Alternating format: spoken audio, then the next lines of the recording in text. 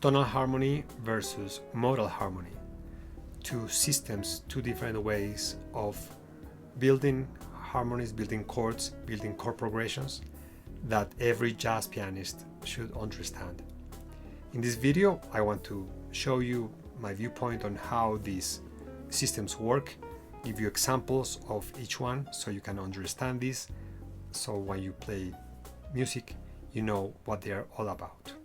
Hello, my name is Ricardo Uribe, and I'm here to share with you what I know about piano, harmony, and improvisation.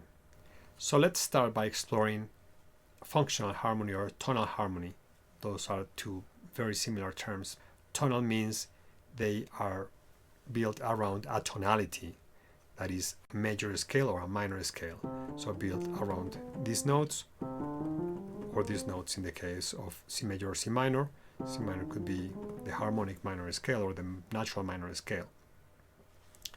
And the system is based on those notes, and more specifically on the chords that could be built from those notes. If you build those chords by thirds, then you have these chords. These they call the first degree, the second degree, third degree, and so forth. That's a tonal harmony. And it's called also functional harmony because each chord has a function, has a role, has a degree of tension or a degree of release or stability that creates a hierarchy of tension and release. So this is the most stable chord, let's say.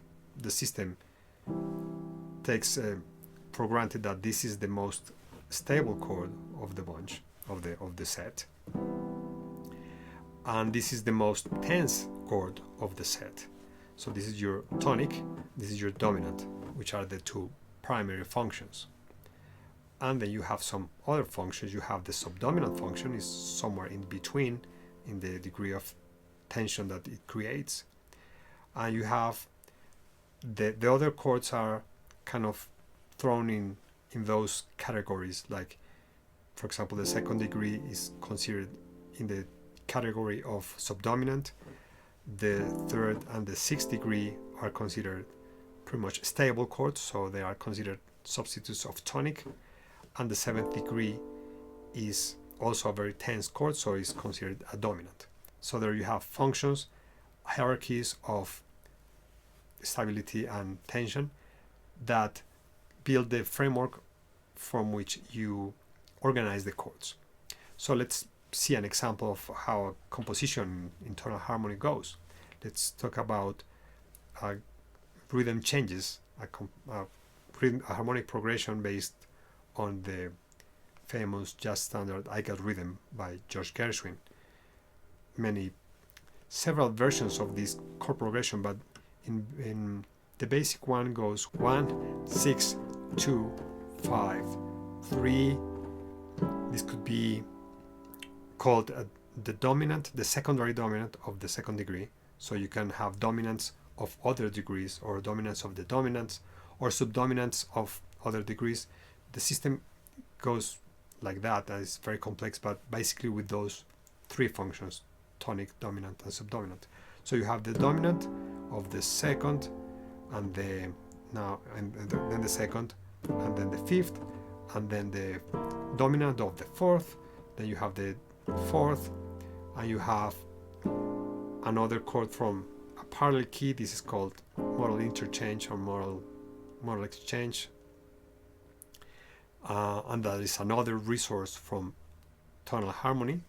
You are using a chord from a parallel tonic, which is C minor, right? This chord comes from there, and then you go back to the major, the major scales, 3, 6, 2, 5, 1, right?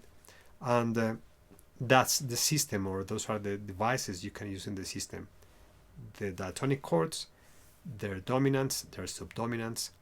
So everything that is 2, 5, 1, that's tonal harmony, right? There are functions. Tonic is the 1, the 5 is the dominant, and the second is a type of subdominant chord. And even some more complex compositions like, for example, Jan steps.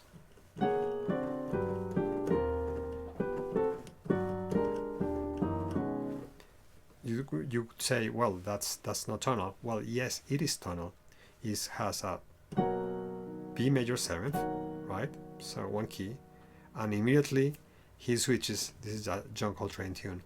Switches to G major and plays the dominant and the tonic, 5-1 of G, and 2 beats later, the dominant and the tonic of a new key, in this case E flat major, then 2-5-1 of G major again, dominant of E flat, dominant of B, and then B. 5 ones or 2 5-1s to 3 different keys, B, G, and E flat. Very fast, creating a sense of, well, many things happening. But in essence, it is a tonal tune. It's based on functions. So there you have that. Tonal harmony could be, of course, very complex and very interesting. Good, now let's talk about modal harmony. Modal harmony, as its name implies, is based on modes. What is a mode? A mode is a scale, basically a scale derived from another scale, from a major scale or from a minor scale, but it's a scale. So the thing about modal harmony is that the chords are built to reflect the essence and the sound and the color of the mode. For example, let's take D Dorian. What we want to do in modal harmony is to have a chord that shows the most identifiable colors of D Dorian, which are maybe the third, because it differentiates it between from the major chords, right? So the third is important, maybe the seventh, but the sixth is crucial because the sixth makes the difference between Dorian and Aeolian, right? So the sixth is important. Maybe the ninth is, the major sixth in the case of Dorian. Maybe the ninth is nice, and the seventh. So this shows a Dorian chord, a Dorian color. So this is why you use in modal harmony chords that show the harmony, chords that show the essential characteristics of each mode. So this could be a D Dorian, and if I wanted to do a D Aeolian, I would do this, because this is what differentiates Dorian from Aeolian, right? So this would be Aeolian. If I wanted Phrygian, I would do this, because this is very characteristic of Phrygian. This is the difference between Aeolian and Phrygian, this minor second. So I want to emphasize that one and have that color present when I build my D Phrygian chord, okay? So that's the way I come up with chords in modal harmony. I try to make a chord that reflects the essence of the scale, or actually the mode. Now, how do I combine chords is not based on hierarchies as in tonal jazz, but based on basically the artistic view of the composer, his whims and his artistic sense, right? What he wants to communicate, the effects he wants to create, right? So he can combine this D Dorian with a F and then A flat, and there's no set relationship between these three chords. There's no rules actually of how to combine those chords. They're just colors that he combines because they sound nice, or because there is some melody that makes them work well together. So it's a very different way of connecting that has more to do with the Impressionism, the artistic movement at the beginning of the 20th century, than with the tonal harmony or the tonal works of music that come from the era of the Baroque up to the late Romantic period. So examples of tunes that use modal harmony, the most typical one, the most easy to understand, is So What by Miles Davis. Right? So you have a tune that is based on D Dorian, but it's not D minor, it's D that has these colors expressed through these two voicings that Bill Evans plays there. You have this Dorian color here, and you have a more ambiguous color here. It's a D minor with an 11th, and just that's that. And this is your D Dorian. He deliberately does not play this in thirds. He doesn't do that. He does in fourths, which give a more ambiguous sound to the chord. And that's all he has for 16 measures. And then as a contrast, he does same thing half step above, right? And that's all he has there. Two colors, basically based on nothing, based on his desire of being hip and being cool and being novel, right? Now let's take another example of a composition by Wayne Shorter entitled Ana Maria, and it goes like this.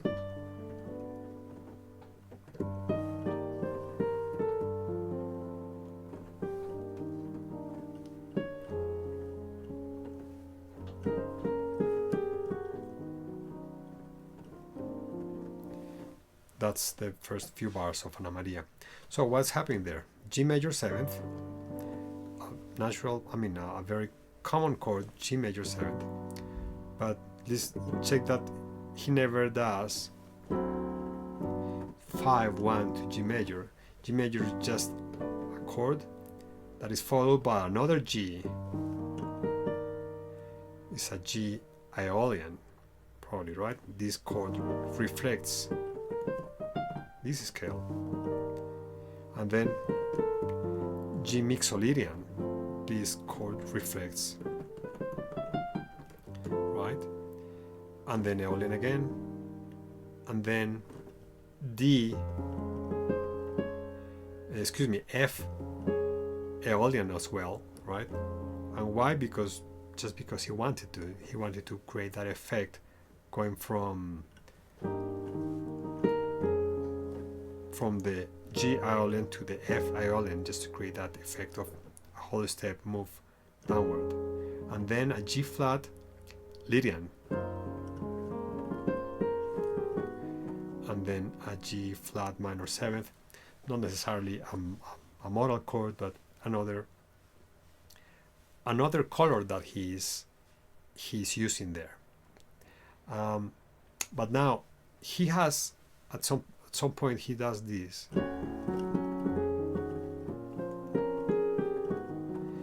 This is a D major 7th, and then a 5 to B flat minor 7th that has no relationship to D major 7th, but arrives to this chord through its 5 chord, through its dominant. So that could be understood as a little 5-1, a little insertion of a tonal thing, but in a sea of modality, in a sea of colors.